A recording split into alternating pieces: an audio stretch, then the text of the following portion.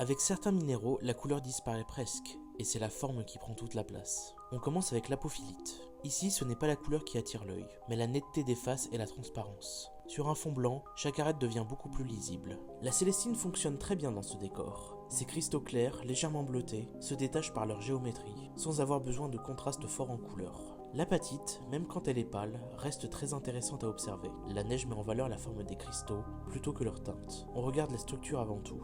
La chalcédoine botryoïdale joue sur les volumes. Ses formes arrondies ressortent très bien quand le décor est uniforme. On a presque l'impression d'un jeu de relief. Même l'améthyste, pourtant coloré, change complètement dans ce contexte. Le violet devient plus discret, et ce sont les cristaux eux-mêmes qui prennent le dessus visuellement.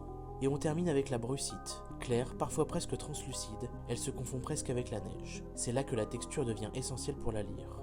Ici, la neige ne sert plus à faire ressortir la couleur, mais à effacer le décor. Et quand il ne reste que la forme et la matière, on regarde les minéraux autrement.